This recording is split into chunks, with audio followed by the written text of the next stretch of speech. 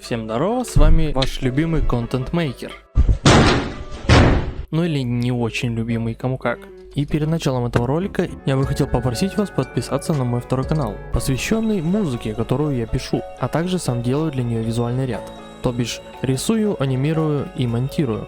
Также мою музыку вы можете найти на SoundCloud, iTunes и Spotify. Ссылки в описании. А теперь приятного просмотра. Сегодня я расскажу вам о такой игре как Fall Guys, которая вышла недавно в Steam и чуть ли не сразу обрела статус лучшего батл рояля 2020 года, хотя вообще-то им не является. Но это не помешало игре сильно захайпиться, с чего даже разрабы сильно прифигели. Сама игра представляет собой набор испытаний, рандомно выбираемых во время матча на 60 игроков, разодетых в самые разные цветастые скинчики. В каждом испытании или же раунде выбывают игроки, и победивший в финальном раунде игрок становится победителем. На данный момент есть следующие вариации раундов. Хит-парад, просто пробежать через препятствия к финишу. Незваный гость, в принципе, то же самое, как и не детские качели, но там сложность в том, что нужно балансировать. Ломая двери. Нужно найти ломающиеся двери и пройти через них, что обычно сложно.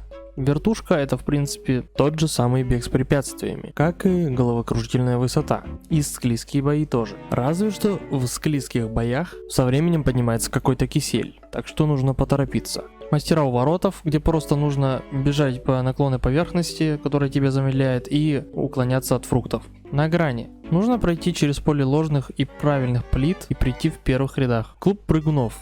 Нужно прыгать через крутящуюся палку, которая постепенно разгоняется для выбивания нужного числа игроков. Идеальное совпадение, где нужно запомнить расположение фруктов и ягод на плитках, а потом сопоставить с картинкой на экране. В душевном равновесии нужно просто не падать и мансить, пока падают другие. В принципе, как и в тесной вечеринке.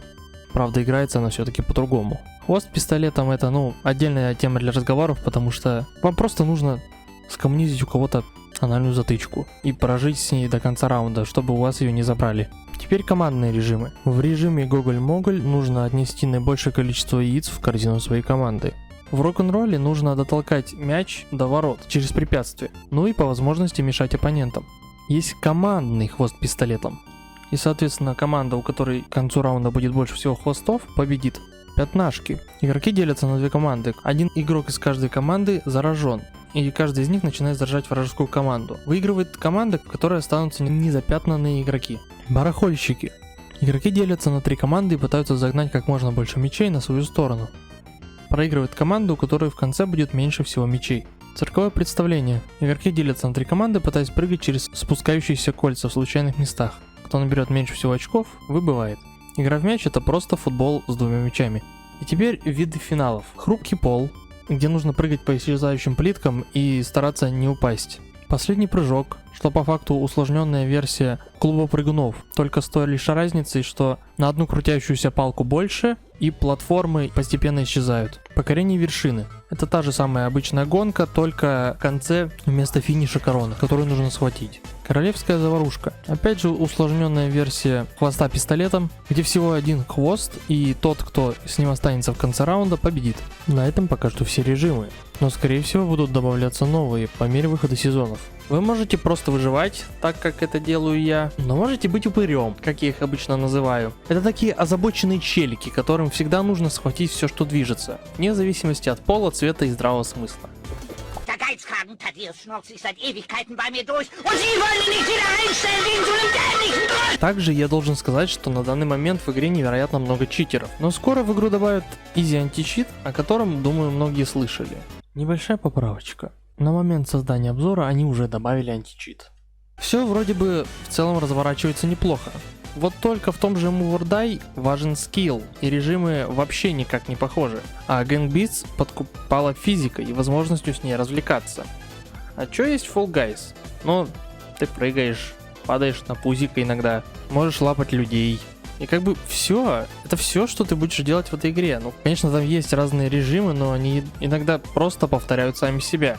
Так что прыгать, падать и лапать — это все, что вы будете делать в этой игре почти все время. А каждая катка похожа на предыдущую. Из-за этого геймплей приедается. Также и тем, что игроку в этой игре становится лучше почти невозможно. Так как она делается для всех, и порог входа вообще, как по мне, отсутствует. Но разумеется, есть и хорошие стороны. Быстрая смена режимов противостоит их наскучиванию. Да и в конце концов на игровом рынке таких игр слишком мало. Люди изголодались по чему-то простому, но веселому, быстротечному. А не как в доте, например. Если зашел, то минимум минут на 40. Можно не париться от тренировки скилла, изучения механик или вникания в глубокий лор для понимания, что тут вообще происходит. Просто веселиться. Ведь для этого игры вроде бы существуют, разве нет? Эта игра почти идеально подходит уставшему потному геймеру, залившему в скиллзависимые игры, прям как я. Нулевой порог входа все же больше плюс, чем минус. По крайней мере для большинства игроков. Да, Hyperscape!